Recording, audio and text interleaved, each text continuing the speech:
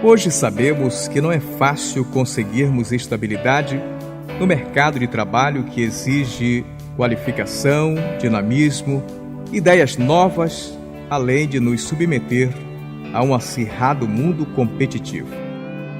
Nesse caso, é preciso ser otimista para encarar tudo isso e ainda transformar esforços em resultados. É muito importante termos uma visão otimista do mercado e não perdermos o foco das nossas atitudes. As atitudes que tomamos são responsáveis pelo sucesso ou não das nossas metas. O otimismo nos leva a uma vida equilibrada. Isso gera eficiência, nos tornando pessoas realizadoras. O otimismo também nos ajuda a desenvolver o entusiasmo, outro fator super importante para enfrentarmos a mobilidade do mercado de trabalho. O otimismo é como uma válvula que nos impulsiona ao mundo das realizações, nos ajudando a superar desafios. Mas ser otimista não quer dizer que devemos acreditar somente na nossa capacidade de fazer as coisas. Devemos nos valorizar, mas não tanto. Pior que não ser é pensar que é. É preciso termos a humildade de reconhecermos a capacidade dos outros. Não devemos ter vergonha de buscarmos experiência com os colegas. Isso ajuda o nosso relacionamento no ambiente de trabalho e até fora dele, nos tornando pessoas mais acessíveis. Um profissional competente não é aquele que faz tudo direitinho, mas aquele que se permite errar e aceitar opiniões.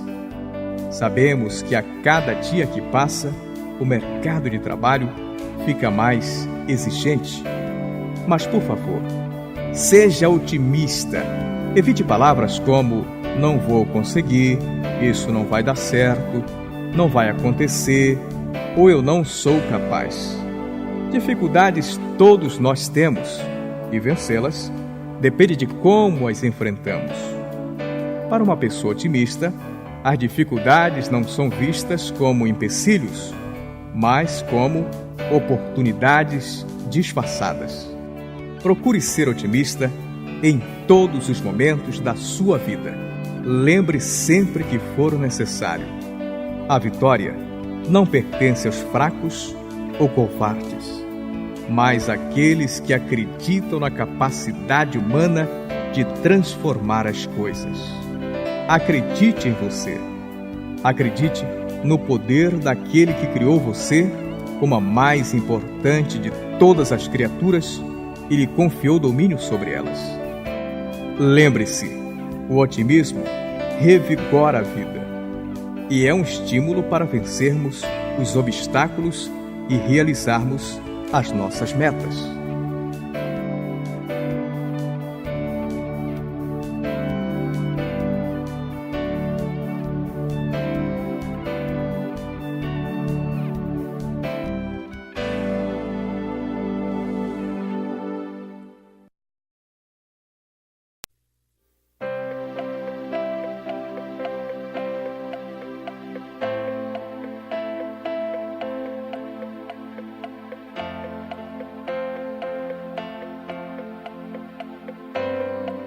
Tempo é dinheiro.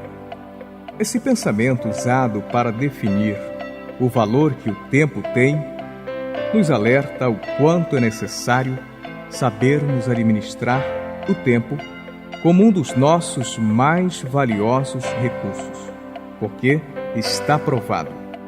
Saber administrar bem o tempo é saber administrar bem a vida. Nos dias atuais, temos a impressão que o tempo está passando cada vez mais rápido. Por isso, se você ainda não se deu conta da importância do tempo na sua vida, está na hora de começar a se preocupar com isso. O tempo é o mais generoso de todos os recursos. Independente se somos crianças, jovens ou idosos, todos temos 24 horas por dia. E cabe a cada um de nós saber fazer bom uso desse tempo. No livro do Eclesiastes, capítulo 3, versículo 1, a Bíblia nos ensina: tudo tem o seu tempo determinado, e há tempo para todo propósito debaixo do céu. E como você está gerenciando o seu tempo? Cada novo dia tem uma importância tão grande para a vida que chamamos de presente. Sim, cada dia é um verdadeiro presente de Deus para o homem. Um dia, o Senhor irá prestar contas conosco do tempo que Ele nos confiou para vivermos aqui na Terra. Você já parou para pensar sobre o que você tem feito com o seu tempo? Na Bíblia encontramos: há tempo de nascer e tempo de morrer, tempo de plantar e tempo de colher, tempo de destruir e tempo de curar, tempo de derrubar e tempo de edificar, tempo de chorar e tempo de sorrir, tempo de prantear e tempo de saltar e tempo de saltar de alegria, tempo de espalhar pedras e tempo de ajuntar pedras, tempo de abraçar e tempo de afastar-se de abraçar, tempo de buscar e tempo de perder, tempo de guardar e tempo de deitar fora, tempo de rasgar e tempo de coser, tempo de estar calado e tempo de falar, tempo de amar e tempo de aborrecer, tempo de guerra e tempo de paz. Agora preste atenção em 4 pontos que os especialistas consideram fundamentais para o bom uso do tempo.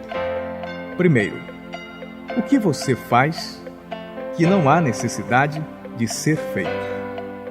Segundo, o que você costuma fazer que possa ser feito por outra pessoa?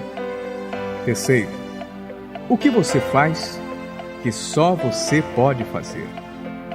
Quarto e último, o que você deveria fazer e não está fazendo? Lembre-se, o tempo deve ser considerado como um recurso precioso e, como tal, deve ser administrado com eficácia. Não gaste o seu tempo à toa. Saiba valorizá-lo.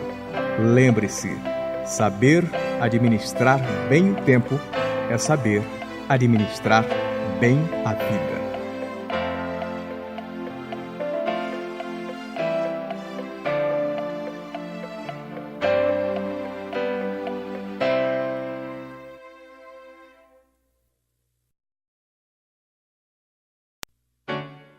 Marca é o significado da palavra caráter na sua língua original.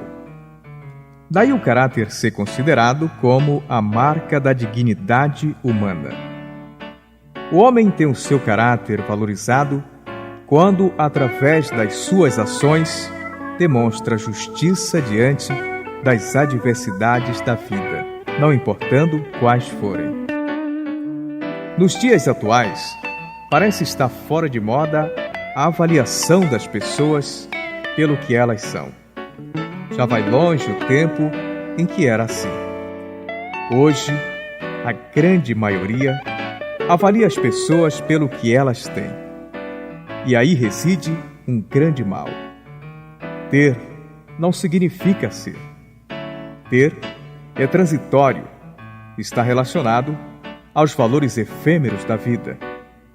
Valores passageiros, os valores materiais cujo dinheiro pode comprar. São valores sobre os quais não podemos edificar uma vida além do plano terreno. O ser relaciona-se aos valores considerados eternos, que nenhum dinheiro pode comprar. São os valores que as pessoas carregam dentro de si, os valores morais e espirituais. Esses valores nunca se acabam.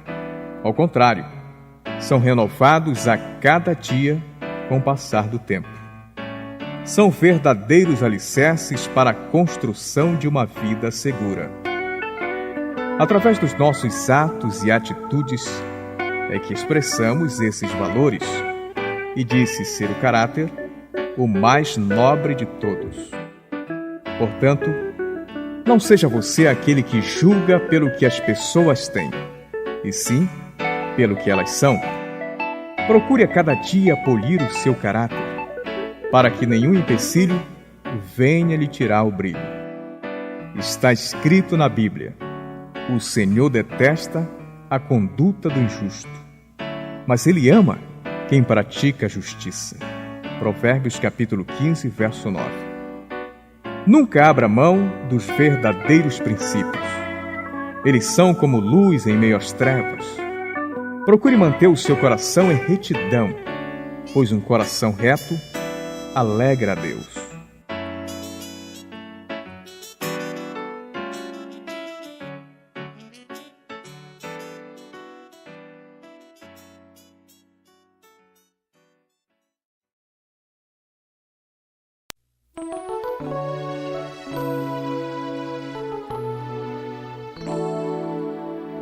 Foi o sábio Salomão quem disse: há amigo mais chegado do que um irmão. Provérbios capítulo 18, versículo 24. No nosso cotidiano, nos relacionamos de 3 formas diferentes, como companheiro, colega e amigo. Mas como definir isso? Dizem que companheiros são aqueles que compartilham de um mesmo objetivo ou mesmo pensamento. Colegas são aqueles que exercem a mesma função ou frequentam o mesmo lugar. E amigos? Amigos são aqueles que verdadeiramente se amam. A Bíblia diz: quem encontrou um amigo, encontrou um tesouro. Logo entendemos que a amizade é um sentimento precioso que deve ser valorizado. Cultivar a amizade é como cultivar um belo jardim, porque os amigos, assim como um belo jardim, nos dão inspiração para uma vida onde a alegria é renovada a cada dia. No livro de Provérbios, capítulo 15, versículo 30, está escrito: um olhar de amigo alegra o coração. O maior de todos os amigos, Jesus Cristo, nos deixou como exemplo uma verdadeira lição de amizade. Sempre cuidadoso e zeloso com os seus amigos, Jesus nos mostrou que de todas as qualidades que envolve uma amizade, a fidelidade é a mais importante. E até mesmo nos últimos instantes da sua vida, Jesus foi fiel aos princípios que regem uma verdadeira amizade, suportando sozinho o fardo que o castigava e dando a sua própria vida para salvar os seus amigos. A amizade é um sentimento puro, onde não existe inveja, orgulho ou rancor. Na amizade, não há lugar para o egoísmo, porque onde há amizade, há reciprocidade. O amigo é uma pessoa em quem podemos confiar e que está sempre pronto para compartilhar os momentos de alegria ou tristeza. A Bíblia Sagrada nos recomenda: em todo tempo, ama o amigo, e na angústia se faz o irmão. Provérbios capítulo 17, versículo 17.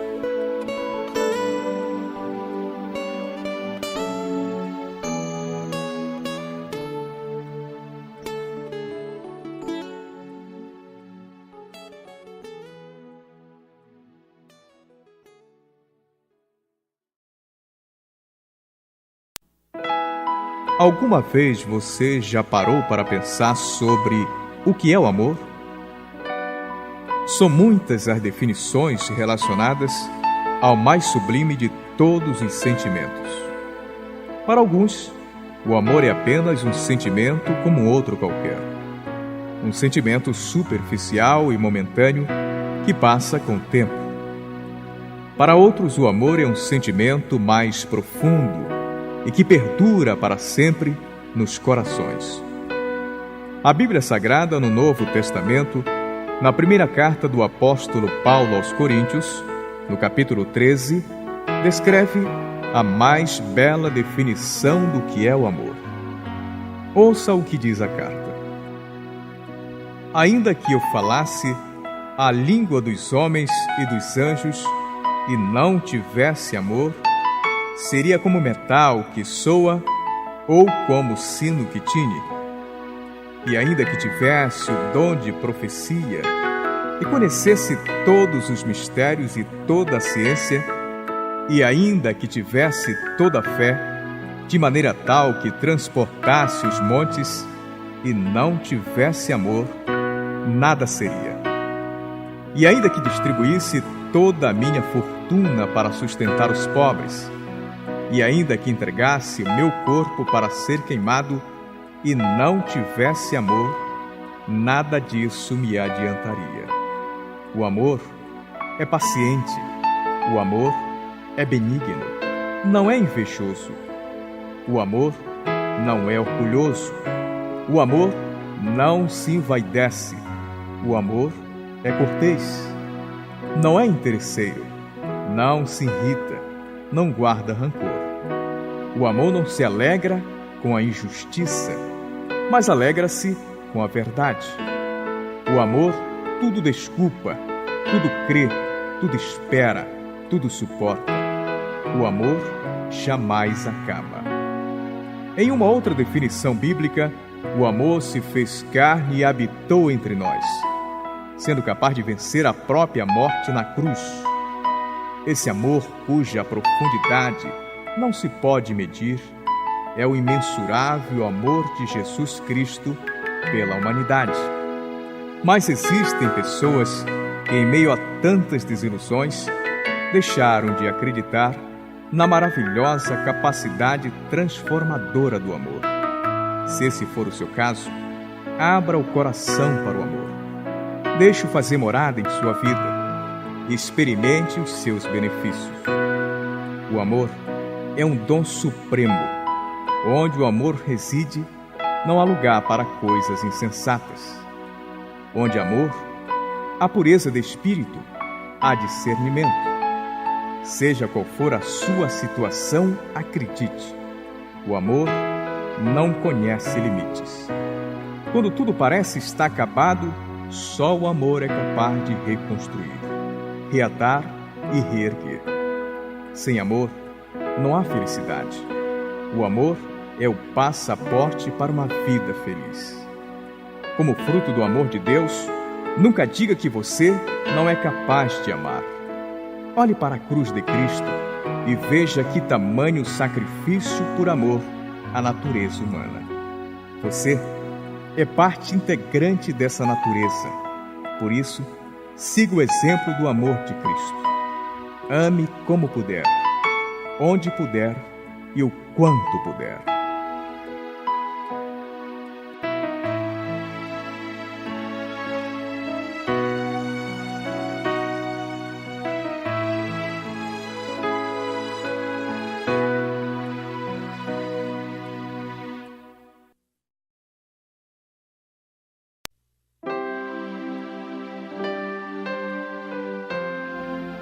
É dando que se recebe.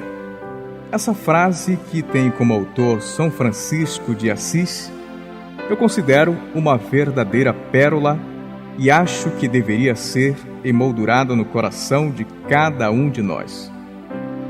A frase, que de tão forte foi transformada em uma importante mensagem, nos leva a fazermos a seguinte avaliação. Por que uma grande parcela daqueles que dispõem de melhores condições não pratica a caridade com os menos favorecidos ou desprovidos de qualquer condição?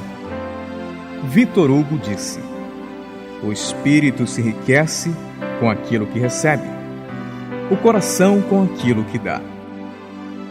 Chegamos a um estágio da vida humana que o amor nos corações das pessoas está cada vez mais se esfriando.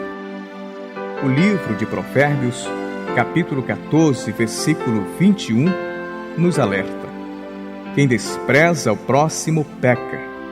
É feliz quem tem compaixão dos pobres. Já nos acostumamos a ler, ouvir ou ver nos noticiários fatos que chocam, mas não comovem os corações. Tornou-se comum em nossos dias alguém mendigar o pão ao nosso lado e não ser ouvido. Lembre-se, ninguém é tão pobre que não possa ajudar, nem tão rico que não venha a precisar. Onde está a célebre frase do rei Salomão: quem fecha os ouvidos ao clamor do necessitado não será atendido quando gritar. O meigo Rabi da Galileia, na sua passagem por esta terra, nos deixou uma instigante mensagem de amor ao próximo quando falou sobre o juízo final e a ascensão dos justos para o seu reino.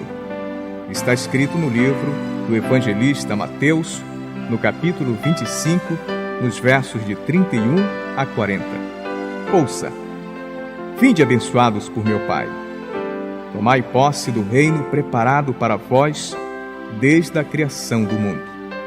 Porque tive fome e me destes de comer, tive sede e me destes de beber, fui peregrino e me acolhestes, estive nu e me vestistes, enfermo e me visitastes, estava na cadeia e vieste ver-me. Então os justos perguntarão: Senhor, quando foi que te vimos com fome e te alimentamos, com sede e te demos de beber? Senhor, quando foi que te vimos peregrino e te acolhemos, nu e te vestimos? Quando foi, Senhor, que te vimos enfermo ou na cadeia e fomos te visitar? E o Senhor dirá: eu vos garanto, todas as vezes que fizertes isso a um desses meus pequeninos irmãos, a mim o fizertes.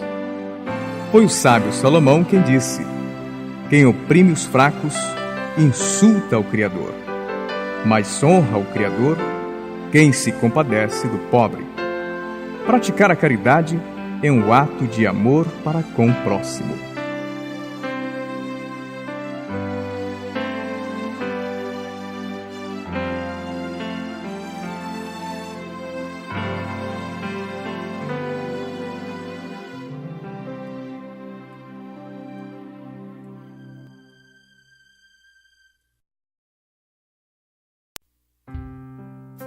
Bem-aventurados os que choram, porque serão consolados. Essa bem-aventurança, contida no Sermão da Montanha, encontrada no livro de Mateus, capítulo 5, nos remete à importância do choro na vida humana. Pesquisas recentes indicam o choro como uma espécie de terapia que ajuda a evitar certas doenças. Está provado cientificamente que reter as lágrimas é nocivo à saúde e pode provocar alguns males para o organismo.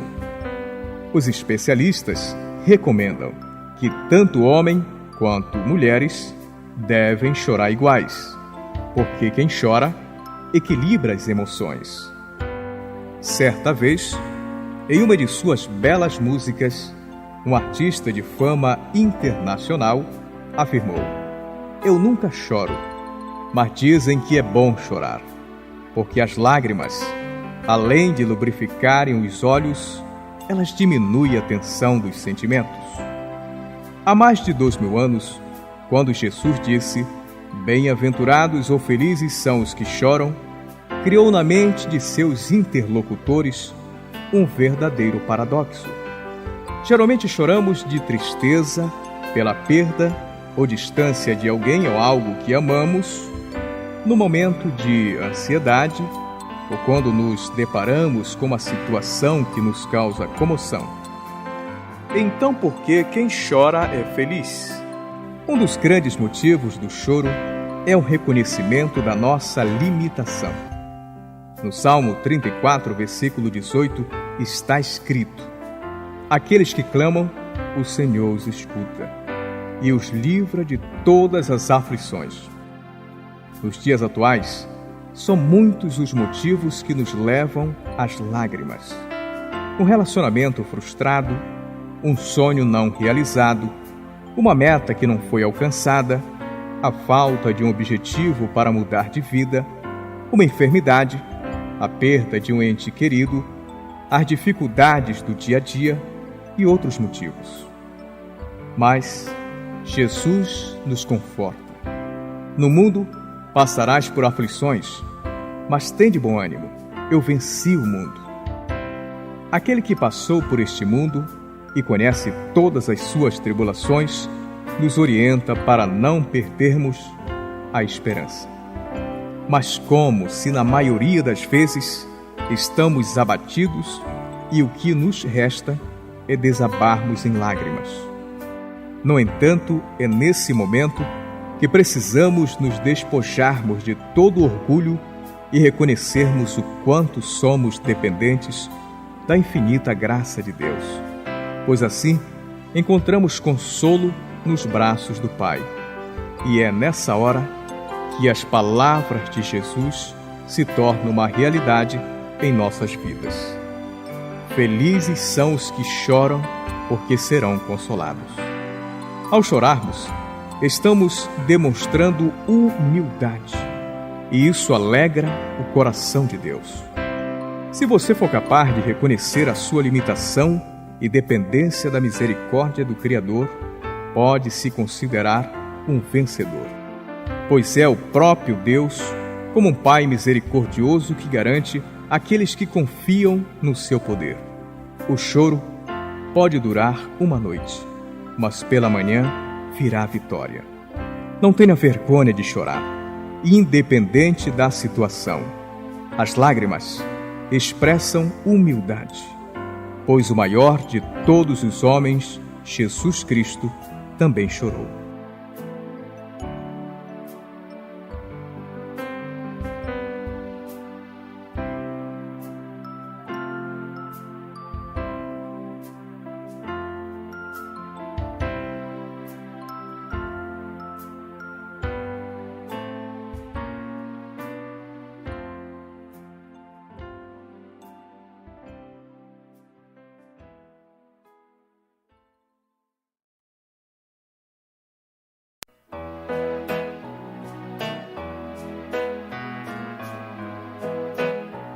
Qual o verdadeiro valor de um sorriso? Se pararmos para fazermos uma análise, veremos que o sorriso é uma espécie de cartão de visita, já que o rosto é considerado o espelho do coração.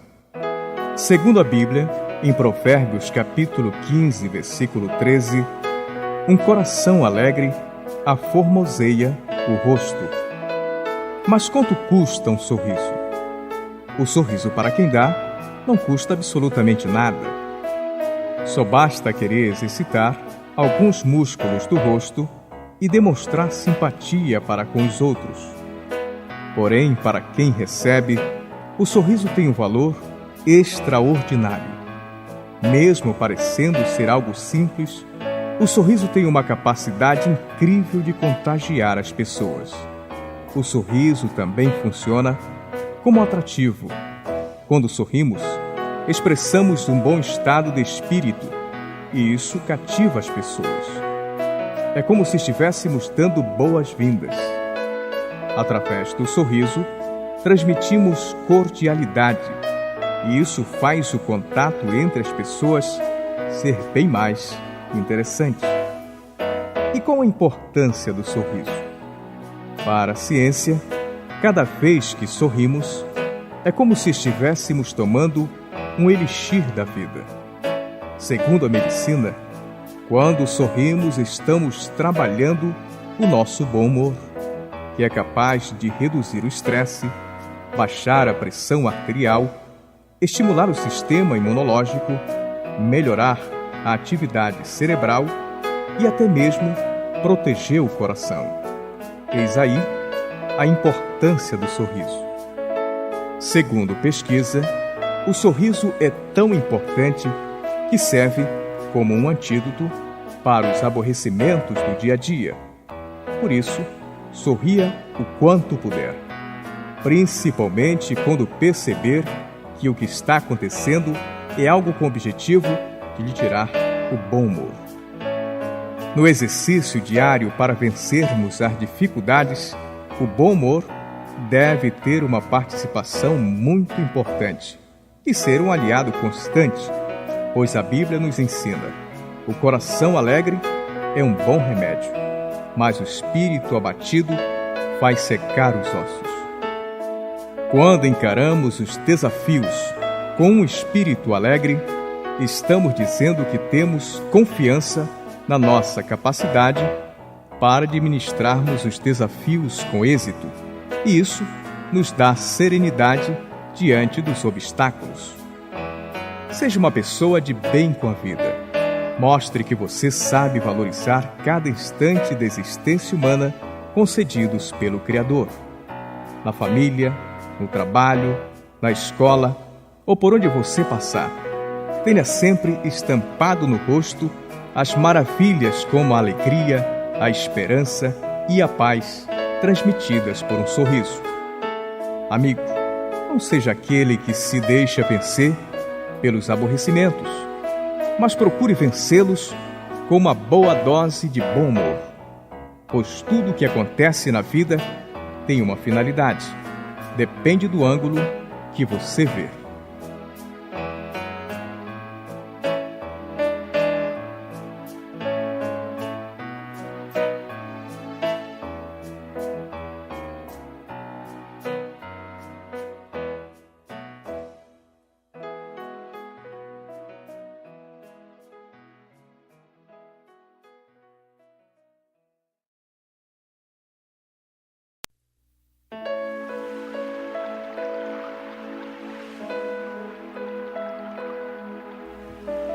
Bem-aventurados os mansos, porque herdarão a terra. Mateus capítulo 5, versículo 5. Vivemos num mundo em que somos quase que diariamente consumidos pelas nossas preocupações. E é aí que precisamos ser pacientes para lidarmos com esses incautos. A paciência, quando aplicada nos momentos de dificuldades, é considerada um verdadeiro bálsamo para a vida. O rei Salomão disse: não é bom agir sem pensar, e quem anda apressado erra o caminho. É preciso ser paciente diante dos atropelos do nosso cotidiano. É preciso ser paciente quando tudo parece não estar ao nosso favor. É preciso paciência para lidar com as crises que afetam os negócios, o emprego, os estudos e principalmente o relacionamento familiar.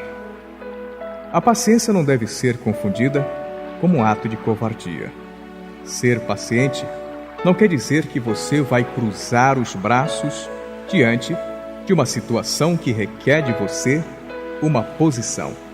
Ser paciente é buscarmos entendimento para resolvermos as nossas dificuldades. A Bíblia Sagrada, em Provérbios capítulo 14, verso 33, nos ensina: no coração do sensato repousa a sabedoria, que se torna conhecida até no meio dos insensatos. Ser paciente é saber ouvir e aproveitar o momento certo para interferir. É saber ceder para obter o desejado. Ser paciente é agir na medida certa, é descobrir o momento e o lugar exatos para resolver uma situação.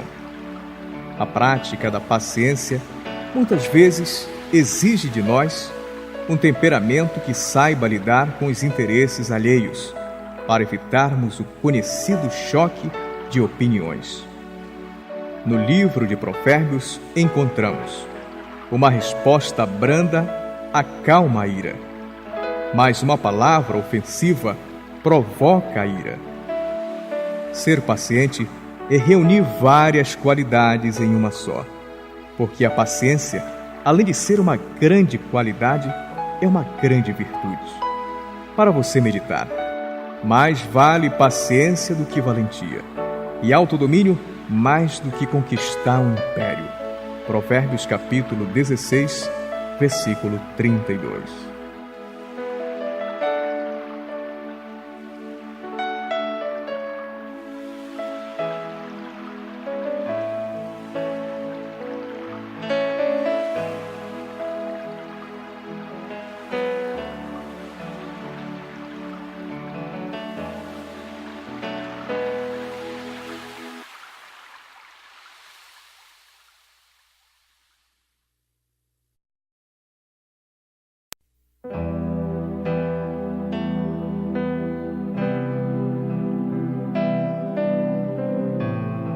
Sem fé, é impossível agradar a Deus. Hebreus capítulo 11, versículo 6. Se formos analisar cuidadosamente essa passagem bíblica, chegaremos à conclusão que a fé é um fundamento indispensável para a edificação de uma vida com Deus. Isso nos leva a conhecer qual o real significado da fé. Na carta aos Hebreus, no capítulo 11, primeiro versículo, está escrito: a fé é a certeza de coisas que se espera, a convicção de fatos que se não veem. Pela fé, entendemos que o universo foi formado pela palavra de Deus. Pela fé, Abel ofereceu a Deus mais excelente sacrifício do que Caim. Pela fé, Abraão, quando chamado, obedeceu a fim de ir para um lugar que devia receber por herança, e partiu sem saber aonde ia. Pela fé, Moisés, apenas nascido, foi ocultado por seus pais durante 3 meses. Pela fé, ruíram as muralhas de Jericó. Pela fé, Raabe, a meretriz, não foi destruída. Amigo, a fé é um dom de Deus para usarmos no nosso relacionamento com Ele e em favor da nossa vida espiritual. Pois, como já dissemos, sem fé é impossível agradar a Deus. Jesus, certa vez, disse: a fé é capaz de mover montanhas. Mas a Bíblia também alerta: a fé sem obras é nula. Para a fé atingir o seu efeito natural, é preciso ser colocada em prática, pois só exercitando-a é que colhemos os seus frutos. Porém, é impossível avaliarmos a fé que possuímos sem medirmos o tamanho dos obstáculos que ela pode vencer. Não esqueça, a fé se aperfeiçoa em meio às tribulações. De nada adianta dizermos que temos fé se nada fazemos para demonstrá-la. Ter fé significa ter confiança no poder de Deus. E uma fé inoperante nos leva a uma vida de conformismo. E isso não agrada ao Criador. Em Provérbios capítulo 28, versículo 25, está escrito: o que confia no Senhor prosperará. Deus conhece as nossas fraquezas e necessidades e deseja que seus filhos encontrem conforto na sua infinita misericórdia. Por isso, nos deu esse importante instrumento para usarmos como elo de ligação entre a nossa dependência e a sua misericórdia. Quando entendemos isso, desenvolvemos uma fé vitoriosa, independente do tamanho das adversidades. E é importante lembrarmos sempre: o carvalho não é apenas testado, mas enrijecido pelas tempestades.